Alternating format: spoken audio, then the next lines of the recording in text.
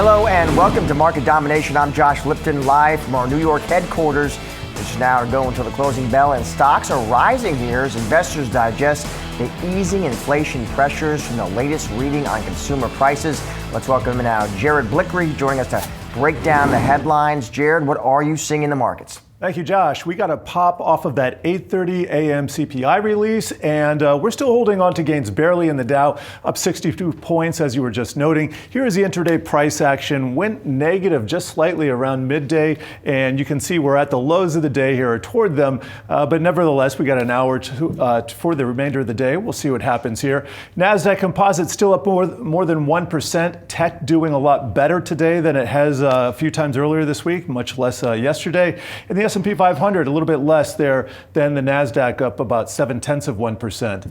And Russell 2000, about the same as the S&P. So we're going to move on and show you what's going on in the bond market. And here we go. The 10-year T-note yield down about 3 basis points to 4.12%. The 30-year down 3 as well to 4.80%. Nothing in the levels or the magnitude of the direction that seems concerning here. Here's the U.S. dollar index, just barely positive. So we're going to move on to the sector action. And, you know, the whole week, we haven't really seen any a concerted movement up in everything or down in everything. It's just been this kind of odd rotational mix. And today, most things are in the green, led by consumer discretionary. That has been hitting record highs recently on the back of Tesla, which also just notched its first record high of the year only a couple days ago. Tech is number 2, up 1.4%. Then utilities, that is the tech-ish now, at least with the AI trade. All three of those outperforming. And then to the downside, energy down 1.5%, and some much lesser losses in staples, real estate, and also financials. And let's get a look on the NASDAQ 100. There's that mega cap love, not Apple, but there's Tesla up 3.81%. I'll just take a quick look at the year to date, see if we're going to get a record high. Yeah, we'll probably get a record high on the close there again. Alphabet and Nvidia and Microsoft each up about 1.7%, and then Amazon and Meta each up more than 2%. I want to show you the semiconductors because this is a different story than yesterday. Micron up 11% after earnings, and that's really carrying a lot of these stocks. Lam Research up 6%, but I will show you the 2-day view, and you can see most things in the red here, outside of Micron and a couple others. So we haven't clawed back all of those gains just yet, and I'm going to leave us off on the Dow. And you can see over here, besides the mega caps, we got a little bit more red than green, though Cisco's up 1.4%, and healthcare company Merck, up about 2%. Josh. All right, thank you, Jared. Well, stocks are gaining after a cooler than expected CPI print. And as we approach 2026, our next guest says the case for equities still comes down to profits and expects that story to evolve next year. For more, we're bringing in now Dryden Pence, CIO at Pence Capital Management. Dryden, it is always great to see you. So let's start with that CPI print today. I'm interested, Dryden, what do you make of it? What do you think the Fed makes of it? Well, I think it's good that we're beginning to see inflation come down as things are working their way through the economy. Everybody's been a little hypersensitive to that. And so now we're getting some data. Now people discount some of this data because they're saying, well, the shutdown, we don't really know. But I think what we're seeing is inflation's cooling. That gives the Fed the ability to look at that fourth cut. Right, we were at 5.5, we went to 4.5, 4.5, now 3.75. Let's get down to 3.5. That's going to be a 20% plus reduction in interest rates.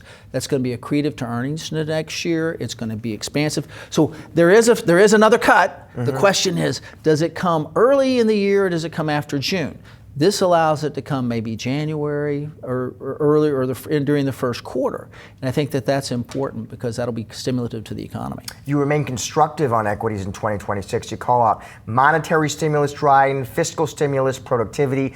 Is there one of those variables that you say, okay, this one matters the most? Is there one that you think even now might be underappreciated? I think what's underappreciated is the fact that because of the great big beautiful bill, right? You had two things going on, and people have unappreciated that. We withheld really too much, right? So we have about $150 billion worth of over withholding from 2025 that's going to go into consumers in 2026 when they pay their taxes. The average person is going to get an extra $1,000 more back. Then when you look at the rest of the tax cuts, that's about $670 billion. So you have coming in as stimulus in the early part of the year, roughly, $7 $750 billion that's going to go into consumers' pocket. And we both know what does a consumer do when they get money? They spend it. So that's going to be constructive. That's going to be constructive to earnings. Most of the earnings look pretty good next year. And record earnings turn into a record market. Let's talk about earnings. You did note here 82% of S&P 500 companies, they beat earnings in Q3, driving your point out. So when you look ahead, what do you see for profit growth in 2026? Well, the average, the Mag 7 are probably going to grow at about 18%, and we probably look at the rest of it around 13%. Those are most of the predictions. And the underappreciated thing here in earnings is as companies are implementing AI, you're seeing increased labor productivity. Increased labor productivity turns into higher margins. So I think we're going to have to see this implementation work its way through, but you're going to begin to see companies have margin expansion because of their adoption of AI, because it increases labor productivity. On Mag 7, you did point out here, you see growing earnings faster than the rest of the market, driving, but you did note here margin of outperformance narrows. Exactly. So, okay, does that mean, what are the implications of that? Should I be trimming my exposure then? I think if you're way overexposed and you're in a taxable account, you got to pay attention to capital gains. But I think you look at positioning a little bit higher weightings to the 493 because we think that this earnings growth is going to spread out. There's going to be companies like we talked about here that are going to really take advantage of some of this margin expansion. So what's going to happen is Mag 7 does about 18, but everybody else begins to rise up and catches up to it. And I think that that's where there's a lot of opportunity next year. I was talking to a strategist this week, sat in that chair. She was more cautious than you, and I said, well, hold on a second, you're cautious. And I said, monetary stimulus, fiscal stimulus, AI CapEx, right? She said, yeah, but you know what? A lot of that's now priced in, Josh. Do you see valuation risk? Not as much as a lot of people. And Why so, Dryden? Part of this, everyone wants to say, oh, it's like the old .com bubble or something like that, right? Well, that's not true. The companies have real earnings, have real growth. These are large companies. If you take a look at Microsoft. Microsoft has 5 times the fixed assets as Ford. So you take these companies that used to be just tech and asset light, they now have real assets, real growth. That kind of puts even if you have a pullback in the market, all of this, the quality of earnings are better, the quality of the balance sheets are better. So when we have these moments of volatility, you have a backstop to it because it's real assets there. You have a backstop to it. It's real earnings. So I'm not as, we're constructive on next year and we're going to hold to that. You have fiscal stimulus, you have monetary stimulus, you have all these things in alignment, and we think that that's going to be positive for the year. What do you make of, listen, broadly when you look at that AI trade, you see some evidence that maybe investors getting some jitters are popping up, some nerves. But then you see the companies drying, like I broke Micron earnings after the bell. I did a double take on that guidance. I thought I had been reading it wrong, right? It was that much of a beat. That thing reported and surged, and it's this story of demand strong, supply tight. I'm just curious what you make of that. We're in the infrastructure building period of the next new economy. This is like the Transcontinental Railroad, which transformed our entire economy with transportation and stuff back in the 1870s. So when you look at right now, we're spending a tremendous amount of money. Not all the companies are going to be winners. You got to look at it one by one.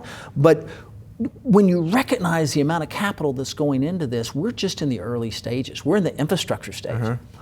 What's going to happen when we go to the implementation stage, where companies are now going to use this AI technology and all of this infrastructure to increase labor productivity and jobs? That's really going to push earnings, not just for the Mag 7, but for the entire economy. Let's end here before I let you go on some picks, Dryden. Got 3 here. Amazon, GE Aerospace, United Rentals. Is there a common theme or themes for those 3 names? All of them have to do with what's next, okay? For Amazon, obviously 4 out of 10, every $10 goes through the Amazon platform. They're absolutely dominant. So the common theme is all of these companies occupy a choke point in their business. So Amazon is online shopping, which is, we shop more than we do anything else, right? So 4 out of $10. They're getting that, and we're going into Christmas, right? So they're dominant at that choke point. They're going to move. When you look at GE Aerospace has, in some of their components, 10 years of a backlog. in making aircraft engines. We're going to continue to fly. Every plane's got at least 2 engines, and most of them are going to be GE Aerospace. So you're going to have the CFM. So like you have about 80-90% of the NEO, about 100% of the 737. And you had these huge backlogs. So they got a 4-year backlog of total earnings, already orders on the books. They've got 10,000 engines for the CFMs on. And so they're dominant. You're not going to be able to fly without GE engines. So that's going to move forward. And then the third piece of this, when you look at URI, the roads and bridges in this country are deteriorating fast. We have to replace them. About $1.2 trillion worth of, you take the deficient bridges in this country and you line them up end to end, they stretch from Seattle to Las Vegas. It's 1,100 miles of them, right? And so when you look at that, we got to rebuild them all. Well, URI is a dominant rental into heavy construction. You got to have equipment. Not all the companies own it.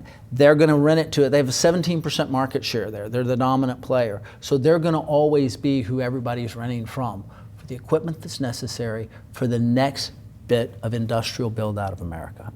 Dryden, always great to see you, especially on set. Thank you, sir. Thank you. Appreciate it.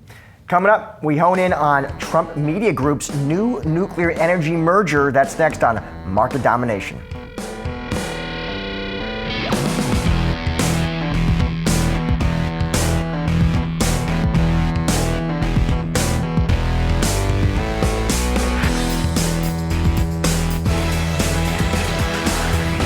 Trump Media and Technology Group is going nuclear. DJT shares are jumping here after the company behind social media platform True Social announced a major pivot, agreeing to merge with TAE Technologies in an all-stock deal valued at $6 billion. The company looking to capitalize on AI's growing demand for power. And joining us with more, we got Yahoo Finance's Jake Conley. Jake, break down this deal for us. Yeah, good to be here, Josh. You know, on first glance, this is a tough pivot. Yeah, for a media TMTG. company combining with nuclear fusion. This is a tough pivot. This is a hard business. This is complicated science. It's very advanced. It's very expensive. If we look at TMTG's run, they have not been great at making money, right? They have spent more money than they have made. What they are good at is drumming up retail investment in general, share purchases, kind of capitalizing on the hype. And nuclear right now is a hype trade. A lot of people really want to get into the nuclear stocks. Oklo, NNE, SMR, right? These names have been hot all year. And so if some of that can turn into liquidity, I can see some sense. These projects take real R&D money, billions of dollars in expenditures. And so if this, you know, the pitch was that TMTG is going to provide some balance sheet strength. If that can happen, okay, maybe. Tough pivot though. So as you look at this now, you review it, do you say, okay, I could see a case though where this is a good deal for Trump Media? I think so, and I think it's going to be better for Trump Media than it will be for TAE. Because Trump Media. Why do you say that? Trump Media is going to get to capitalize on the nuclear momentum right now. Nuclear is a huge industry. People want to get into it. It plays well with voters who are looking for clean energy, right? And it's a hot retail trade. NNE, SMR, Oklo, Centrus, all of these names have run up this year on real retail interest and belief that these companies are going to break through a big technological wall we've been staring at for the past 40 years in this country. I think TMTG, if it can kind of backpack onto that, could stand to gain. How far do you think we are from fusion technology, which, as you know, we've talked about for a long time? How far do you think we are from it going massive, commercial? Caveat, I'm not a nuclear expert, but there's a joke. You just play one on TV. Yeah, exactly. There's a joke in the industry that we are always 20 years away from being 20 years away from fusion. If you catch my meaning, right? This has been one of those kind of down the horizon things for years. Has it been done? Yes. Fusion, taking light atoms like hydrogen, shoving them together to create energy, has been done in a lab, in highly controlled settings, in very small doses, creating minute amounts of energy. It has never been commercialized. And we are probably years, if not decades away from true commercialization because the science just has not broken through. The science to do this at scale, do it safely, do it consistently, does not exist yet. It hasn't gotten figured out.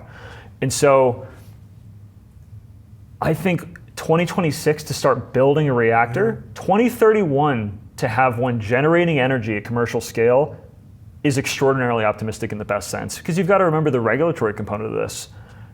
NuScale, building an SMR, small modular reactor, with known technology, started applying and talking with the NRC, the Nuclear Regulatory Commission, about their design in the mid-2000s. They did not get design approval until 2023. It's 15 years, and that's known technology. The NRC doesn't even have parameters right now for regulating fusion.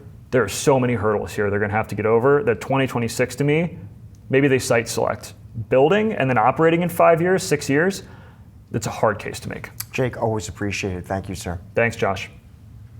Well, Trump Media and Technology Group merging with Google-backed TAE Technologies, with the combined entity planned to begin construction on a 50-megawatt fusion power plant next year, with the aim to generate its first power by 2031. Joining me now on this is Daniel Newman, the CEO of Futurum, the company that actually vetted and validated TAE's technology on behalf of Trump Media. So Daniel, my friend, it is great to see you, and you are indeed the very guy to talk to about this, Dan. So let's actually, I want to start with that timeline. So start construction next year, Dan, on this 50 megawatt fusion power plant. Generate first power in 2031. That does sound ambitious, Dan. It sounds optimistic. How realistic do you think it is? Yeah, Josh, first of all, great to see you. It was a really interesting period of time spending with the TAE Trump Media Technology teams, understanding this project. I, of course, went into it with my own healthy dose of skepticism.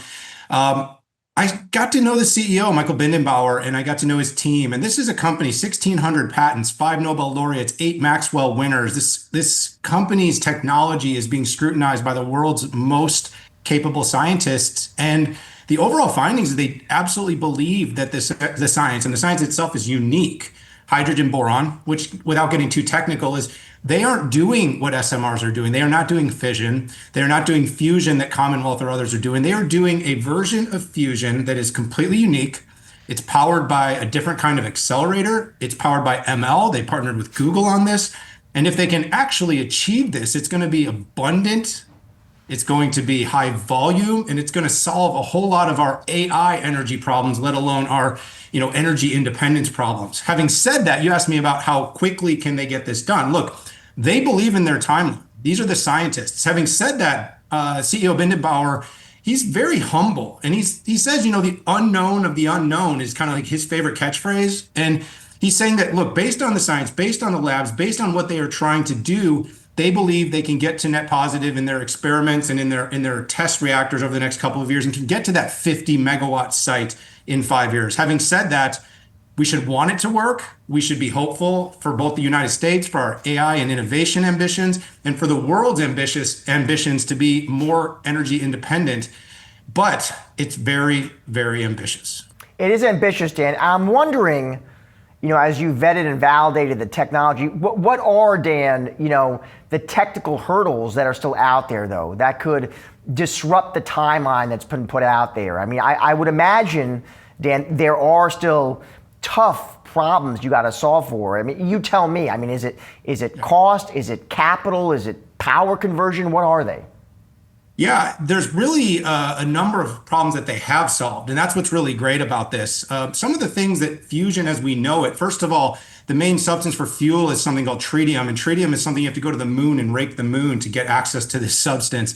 With hydrogen boron, boron is abundantly available here in the United States. So you see how the administration has picked industries, it picked Intel, it's picked some rare earth companies that it wants to help lead certain America First innovation, America First efforts. Well, this particular version of fusion would give America a lot of flexibility, and it would be differentiated from any other fusion that's out there. Having said that, in order to turn hydrogen boron into fuel, they need to be able to take it up to 3 billion degrees. And this is something that's been done in lab settings, in test settings, but this is not something that has been done yet in this particular use case. And so this is the big problem, the problem of problems that is theoretically able to be done, that science and the science community and all those scientific leaders that I mentioned all agree can be done. But they need to build the machines, buy the magnets, stand this thing up, and actually test this thing. And it's going to take a few years. So this is definitely something investors are going to have to feel good about. that maybe it's not a 20-year away from being 20 years away, but it might be a 5-year away from being 5 years away at commercial scale. But we believe this is a winner takes most industry. And if this particular flavor of nuclear fusion ends up winning, and of course it has the right setting and it has the right administration and policy backing on its side, this isn't something that becomes worth 10 or 20 billion dollars, Josh. This is something that could become worth $1 trillion or more. It could literally change the world. And of course, it would completely enable the United States to run away with its AI leadership and dominance. As you mentioned, listen, we've been talking about this for a long time. There's been excitement about this for a long time. If all technical challenges were answered, if the regulatory challenges were answered, it's a lot of ifs, but let's say we did that, and you're suggesting the ultimate opportunity here, the ultimate market opportunity isn't niche, it's massive. Where does the demand come from, Dan? How do you imagine? Is it utilities, defense? Is it industrials? Walk me through it. Yeah, well, first of all, it's all of the above. And one thing earlier when you did talk about regulatory, the regulatory environment for fusion is totally different than it's going to be for fission and the traditional nuclear reactors that we're all familiar with. See, this is clean nuclear with no risk of a meltdown. The actual regulatory environment is being set up where there will be a lot less red tape, more like heavy industrial manufacturing builds as opposed to traditional nuclear approvals. So the approval period of time as a hurdle may be out of the way. Now, just very simply, AI as we know it is going to drive something like 130 gigawatts, maybe as much as 150 gigawatts of demand just by the end of the decade. And so that's somewhere around 10 to 15% of the entire load. And the difference with AI, of course, as you know, is it's pervasive. And so peak load on AI is going to be pulling from the grid all the time. So that alone is a problem that this can genuinely help solve. But then, of course, you have the rest of the load that needs to be dealt with. And that's all the electrical, all the utilities that we are used to every day. And this, of course, is that affordability issue, Josh, that's been so popular over time, is how do we make the data center build out to make sure the United States can continue to lead, kind of push back on Senator Bernie Sanders and his idea to stop data centers and say, hey, we can keep innovating as the United States and we can keep building data centers and be the world's leader in AI. But at the same time, that doesn't have to come at the cost of our citizens being paid, being charged more and more for electricity for their everyday uses. So I'll get you out here on this, Dan. Let's say I'm an investor. I'm watching this, Dan. How do I tell when we've crossed from, hype and excitement, right, to actually something real, something commercially viable? What are the signs? What are the signals, Dan, I need to be on the lookout for?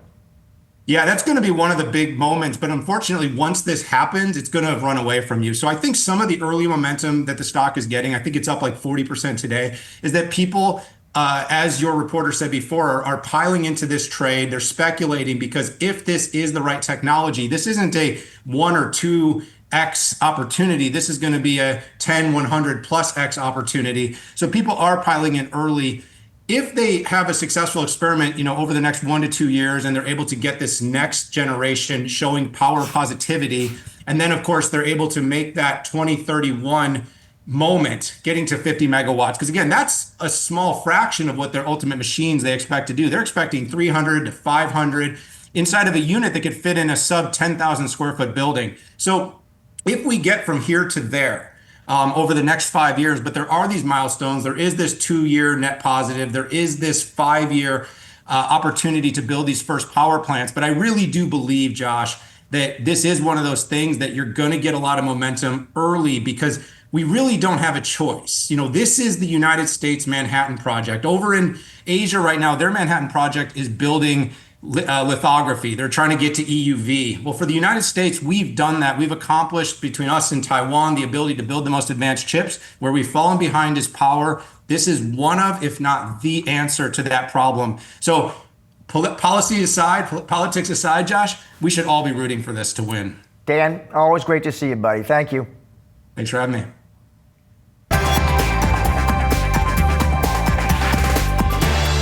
Now time for some of today's trending tickers. We're going to start here with Rivian. That stock seeing a pop following an upgrade over at Baird, firm lifting its rating from neutral to outperform. Baird noting that the planned launch of Rivian's R2 model should drive the brand and product demand. The firm adding on that the R2 will expand the EV company's lineup into a lower price category. Turning to Shake Shack, those shares seeing gains as JP Morgan lifts its rating on that stock from underweight to neutral. The firm noting the recent pullback in shares allows a tactical move to neutral. JP Morgan also highlighting the evolution of Shake Shack into a free cash flow positive company. Shake Shack currently has 12 buys, 14 holds, and 2 sells on Wall Street, according to Bloomberg. And lastly, homebuilder Lennar getting hit with several downgrades on Wall Street. Bank of America, RBC, and Evercore ISI all lowering their ratings on that stock to underperform. The moves come after Lennar's fourth quarter results. The company delivered lower than expected earnings and backlog. Also, RBC noting that Lennar's first quarter guidance fell well short of already lowered expectations. Well, coming up, we look at some of the Nvidia's top moments of the year. Don't go anywhere.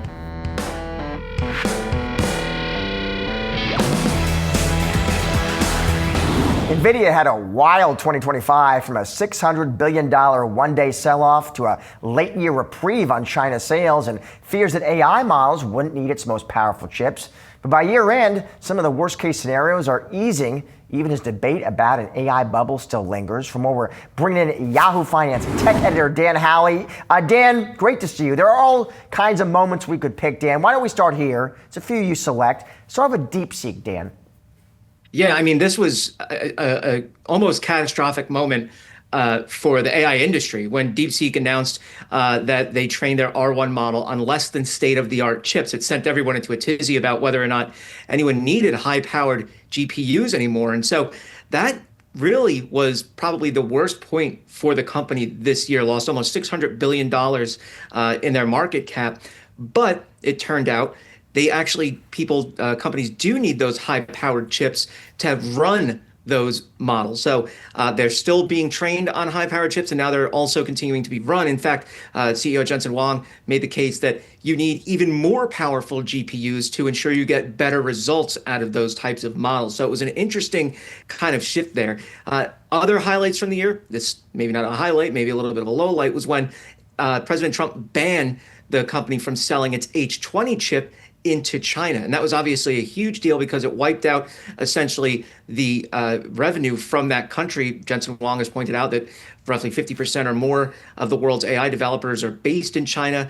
He's made the argument that it's important for the country of China to be reliant on U.S. technology to allow for U.S. technological supremacy. And so he's been countered by hawks in Washington who say, look, you cannot give China these kinds of high-powered chips, or at least the highest powered chips that Nvidia has, because it will eventually trickle in to the Chinese military.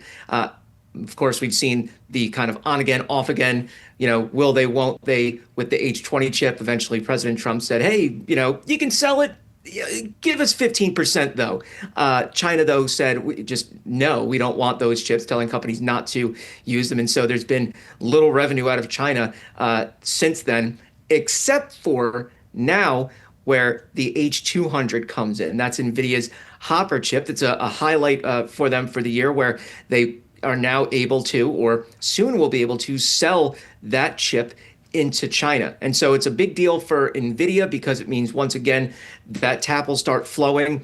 Again, it has to go through all of the correct processes to eventually be able to ship them. President Trump just kind of said this in a Truth Social post, said that he's talked to Xi Jinping in China and that he was happy about it. But nothing really concrete has gone through yet. However, it is a positive for NVIDIA to be able to sell that chip eventually. And then, we'll see what happens when they come out with their next generation Vera Rubin chips, whether that means that the prior generation of Blackwells will be able to go into China. It all kind of remains to be seen. There was one other point when the company hit $5 trillion in market cap. That could be a positive for them. I don't know. Dan, so DeepSeek, H20, H200. What about, Dan, also another moment on the timeline, NVIDIA and the commitment it's made, Dan, the amount of money it's committed to invest in Sam Altman's company? Talk about that.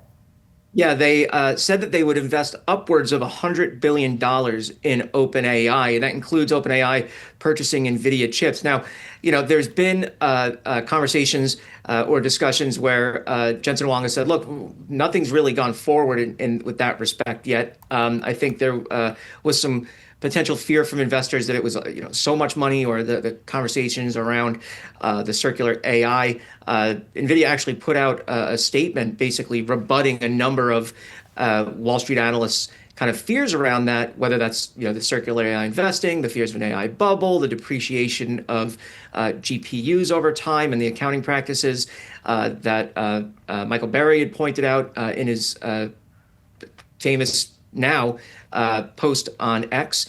And so, I do think that was a big moment for them, one of the biggest. But it seems as though it's kind of on, I guess, hold, or they're waiting to move forward. I'm not sure where the company is exactly at this point, but certainly when it was announced, it was huge. Anybody throughout the year that said that they were going to be working with AI immediately saw a positive benefit. But that started to really trail off towards the tail end of the year as more people started talking about the potential for an AI bubble. But we just saw Micron report huge numbers, huge outlook saying that they're sold out of their high bandwidth memory for these AI chips through calendar 2026. So we'll probably continue to see that up down for the AI trade. Dan, thank you, sir. Appreciate it. Shares of Starfighters Space closing up over 100% in its debut on the New York Stock Exchange.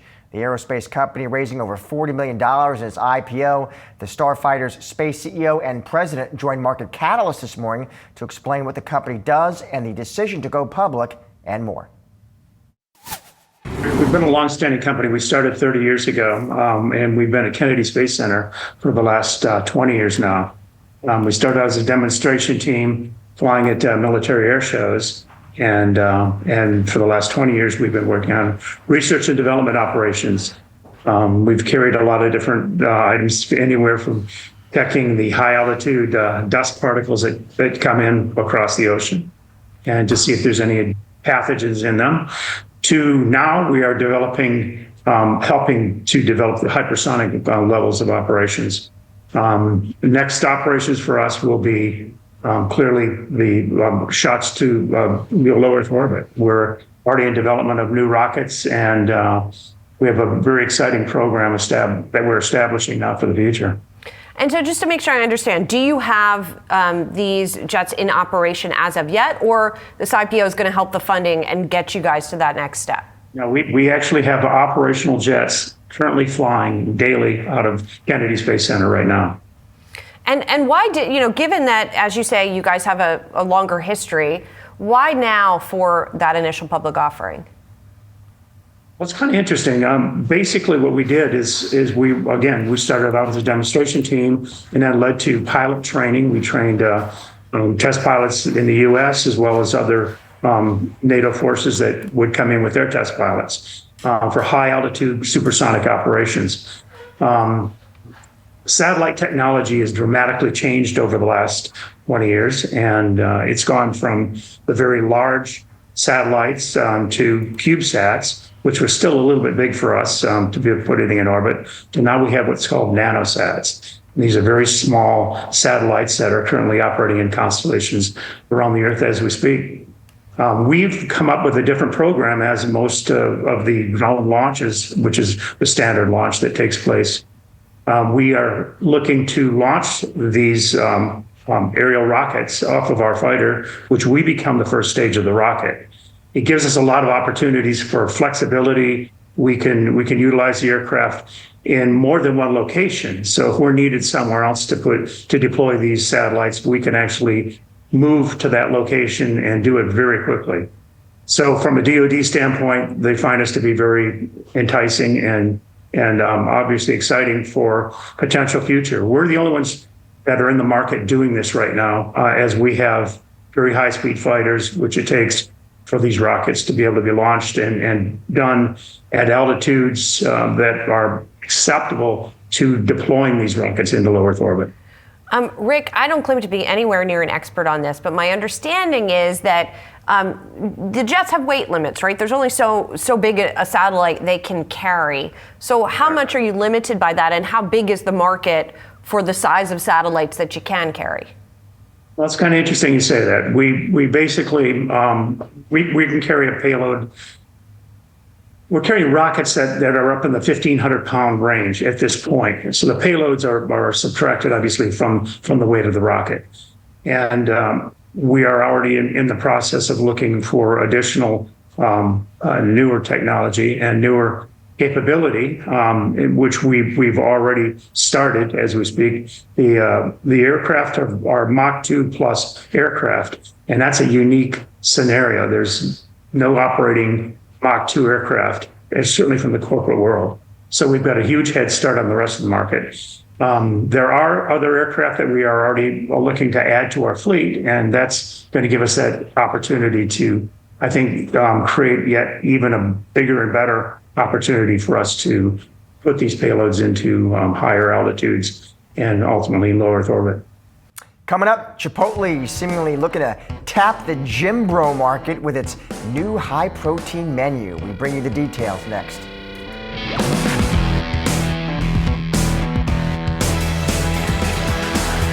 Food companies are sinking their teeth into protein-fortified products, with Chipotle being the latest brand to enter the arena. And Yahoo Finance's Brooke DePalma joins us now with the latest. Brooke. So this new meal, it's a high-protein menu. It'll be between 15 to 81 grams of protein, depending upon what you get. 15 to what? What did you say? 15 to 81 grams. So pretty significant amount. That's pretty much more than what you need for a regular meal. But this new menu, it's around 2 bowls, 1 salad, a burrito option. And then on top of that too, they also have this new Adobe chicken taco. And then what they're calling their first ever snack, I guess you could call it. It's this high protein cup. It's all it is a 4-ounce cup of chicken that Chipotle will now sell entirely on its own. You could either add it to an already existing meal or just get that. It'll retail for about $3.82. Now it'll also be available with steak, so I assume that will cost a little bit more. And this really comes at a time where Chipotle is really recognizing here that consumers, maybe they're not willing to spend as much as what they used to. And when they do, they want to make sure that it's ultimately worth what they're willing to spend. In the latest quarter, we did see Chipotle post about a 0.3% gain in same-store sales growth, and that was largely driven by higher prices and not so much driven by transactions, by the amount of times as well, about how many times consumers go to Chipotle. We also saw same-store sales fall in Q2 about 4%, and then also fall within Q1 down about 0.4%. This really comes at a time, as you can see on your screen, Chipotle stock has largely been underperforming. It's down around 40% year to date. Did they spell out the prices, like how much 80 grams of protein is going to cost? I mean, I have to assume that's one of those high protein, high fiber bowls. It doesn't necessarily say how much it's going to cost, but think about it. The average bowl is around $12. You figure that has to include some sort of maybe steak option or chicken option.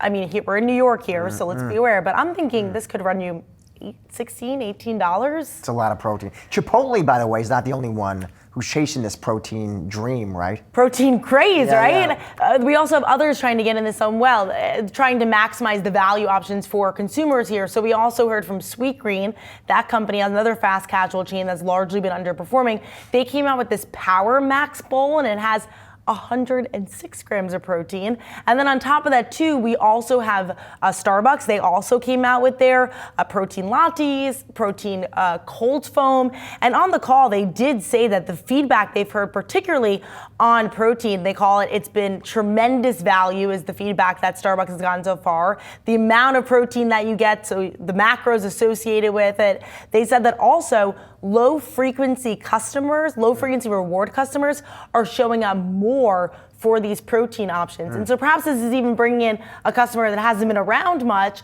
because they're just trying to get the best bang for their buck. So they're thinking, I can get more protein in with paying maybe even a little less here. Yeah, oh, it's just very interesting what this will mean for traffic and sales. We'll find out. Hopefully it works. Thank you, Brooke. Well, Robinhood is leaning further into its prediction markets and AI innovation as retail traders increasingly make more strategic market moves. Here to discuss is Robinhood Chief Brokerage Officer. That would be Steve Quirk. Steve, Always great to see you. So let's start with the news, Steve. You're rolling out these new prediction markets this week. Tell us about that, Steve. Walk us through it and why announce this now? Sure. Yeah, so maybe I'll start off by just talking about how we got to this point with respect to prediction markets. The genesis or the starting point for us was last year's election, and we rolled those out probably the week before the election and saw just unbelievable pickup, not only from people viewing them to determine who the winner might be and how that might impact their portfolio, but people participating, almost 500 million contracts traded. And from there, we sort of expanded the offering from a couple different categories like economic indicators, rates going to go up, rates going to go down, cultural indicators, sports, and it's just expanded since then. And we're just continuing to improve on the experience for customers and deliver more of what they're looking for. And Steve, listen, you have competition here. There's a number of companies, as you well know, that are playing down the prediction markets. I'm curious what you think, your company brings to the table that's different, Steve. What's the edge? Yeah, it's a good question. But for starters, we sit with almost 27 million customers, and being able to do this all in one place is really important for people. So, you can basically use the information, even if you're not trading these, you can look at that information and help it determine, what I might want to do from an equity standpoint, from an option standpoint, from a crypto standpoint, or with my portfolio writ large. Is our interest rates going to move? Who's the next Fed official? All these things that will have an impact on portfolios are now right in front of you. And this information, as I think has been pretty illustrated pretty well, it's pretty accurate when there's dollars behind it. And so there's opportunities for people to use it as a direct hedge or to use it as something that complements everything else they're doing. Steve, more broadly, I always love having you on because you have such unique line of sight into the retail investors and what they're doing with their money, Steve. November trading volumes they're interesting, Steve, for you all. It looks like equity and options volumes, if I'm reading this right, they were up year over year, but they were down month over month. Then it looks like crypto, Steve, it looks down both ways. How should we be interpreting this? I would look at it in the context of the whole year. If you look at it in the context of the whole year, the months prior to that were some of the all-time high months in our history. So I wouldn't look at it as a real slowdown. I would look at it as more what I'd call a little bit more of a return to norm, even from this year. But even what we're seeing today, and by the way, I think there's a lot of hope that this is the start of the Santa Claus rally, which typically happens mid-December. We've been 4 days down, so I think people have been waiting for this. I think you're seeing people that are still pretty engaged. They're wrapping up the year and kind of rounding out the portfolio and making sure that everything is in order for the new year. In terms of specific names, Steve, always curious to hear. What are you seeing? What are some of the more popular, commonly held stocks? It's funny. There's a lot of rotation that happens. People are their own portfolio managers. But what we've seen recently is they've rolled out of names that have had some appreciation, like Rivian, and rolled into back to the Mag 7, which for a while kind of fell out of favor, but now it's back in favor. So, this rotation is something that's really fun to watch. And as we watch customers typically take gains and sort of rotate into ones that they think have opportunities for appreciation. Another stat that jumped out, Steve, margin balances, I see here, they were up about 150% year over year. What do you make of that? Is that, to you, Steve, do you see that, okay, that's a sign of confidence, risk appetite? What's your read? I think it's really a factor of two things. Number one, we've been growing our margin business. So a lot of that is just net growth of that business, attracting new customers who are utilizing margin. And then the second component of it is, again, with elevated trading and elevated interest in the market, you're naturally going to see those margin balances go up. But you're right, the increase has been pretty extreme. Net deposits, about $7 billion in November, Steve. That represents 25% annualized growth rate relative to October. Is that new customer growth? Is that existing users consolidating assets? What is that, Steve? Yeah, it's a combination of both. New customers and existing customers putting money to work. Our customers are quite young. Average age is early 30s, and they're in a capital appreciation phase of their life. So they put money to work through thick and thin, which they should at that age. And we see that through deposits and the activity. Finally, I'll get you out of there, Steve. Listen, New Year's here, 2026. What are some of the big trends, the big themes, Steve, you're going to be on the lookout for? Well, I think, the prediction markets are still such a hot space with everything that's coming, and there's so much more room to grow in that space. So we'll have a focus there. But we also have a focus across a variety of other areas, including AI and technology advances in both the stocks that people are trading and the things that we're rolling out. Steve, always great to see you. Thank you. Thanks for having me. Happy holidays. You too. We're wrapping up today's Market Domination. Don't go anywhere. We've got you covered with all the action following the closing bell. Stay tuned for Market Domination Overtime.